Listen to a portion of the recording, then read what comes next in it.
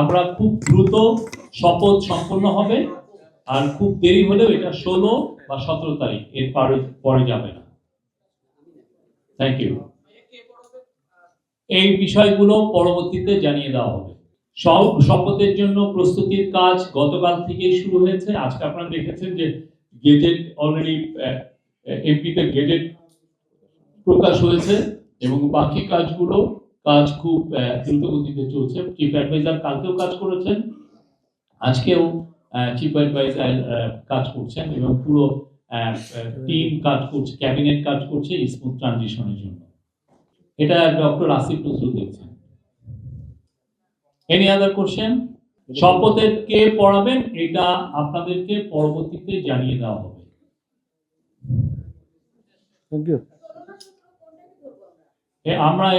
আমি যতটুকু পারি জানা ছিল আমি সেই করেই আপনাকে বললাম। খুব দ্রুত সম্পন্ন হবে, দেরি হলেও এটা 16 বা 17 তারিখ, আর তারপরে যাবে না। এটা আমরা বলছি না, বাট সব শপথ এর মধ্যে হয়ে যাবে কালকে। এটা again another example of bad journalism. ওইখানে যিনি রিপোর্টটা করেছেন ওনার উচিত ছিল যিনি রিটার্নিং অফিসার তাকে একটা ফোন দেওয়া, তাহলে কিন্তু এটার দ্রুত উনি একটা উত্তর পেতেন। উনি তাকে, আপনি যদি রিপোর্টটা দেখেন ওইখানে কিন্তু উনি কাউকে ফোন দেননি। উনি ইলেকশন কমিশনকেও ফোন দিতে পারতেন, উনি যিনি যেই কেন্দ্র থেকে যেই জায়গা থেকে এটা অরিজিনেট হয়েছে তাকেও ফোন দিতে পারতেন, কাউকে ফোন দেননি। এটা তো বেসিক জার্নালিজম যে একটা কোশ্চেন হয়েছে আমি কার কাছে উত্তরটা জানবো।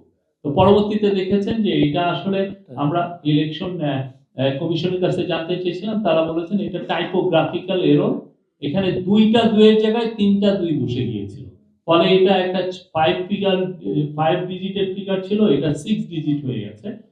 অরিজিনাল যে ডকুমেন্টে রিটার্নিং অফিসার সাইন করেছেন সেটা ঠিক ছিল এবং ওইটা ইমিডিয়েটলি এটা কারেক্ট করা হয়েছে।